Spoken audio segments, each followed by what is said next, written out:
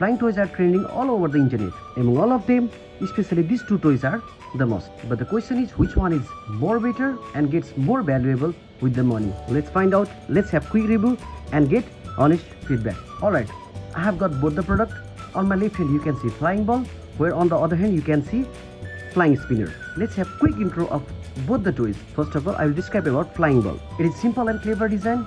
Here you can see spherical case and the counter rotating motor inside. That's the recipe for the flying ball. The case is super durable and protects the finger, but it is a little bit softer. Here you can see in the video. It protects it from the crashes. You can play inside and outside. It is fine. It's up to you. Where do you want to play this? Okay, let's go for the flying spinner. It is also simply and cleverly designed. Here also you can see spherical case and counter rotating motor inside. This is also the recipe for this flying spinner. This case is also super durable, but this is a little bit harder than the flying ball. This case protects the finger of those who play this flying spinner, and it also protects it from the crashes. If you want to purchase any of these toys, you can go through the link from the description below.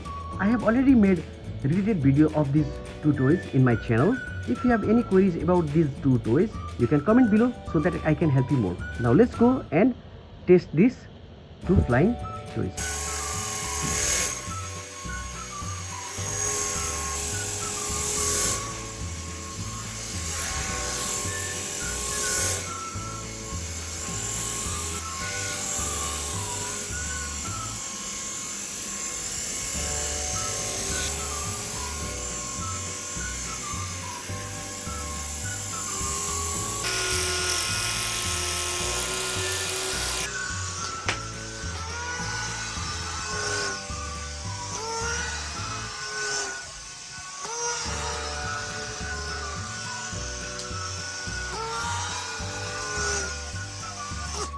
While playing both these toys, both are similar, but the flying spinner is more smoother and easier rather than the flying ball. You can control better the flying spinner in comparison to flying ball. Now let's talk about the tricks and the play of both of these toys. Okay, first for the flying ball. Look awesome with the RGB light and throw it boomerang. The maximum height flight of this flying ball is around 15 meters. On the other hand, the flying spinner has many tricks in comparison to flying ball. Pass to the friends, boomerang throw. It also has RGB light which attracts everyone in the dark.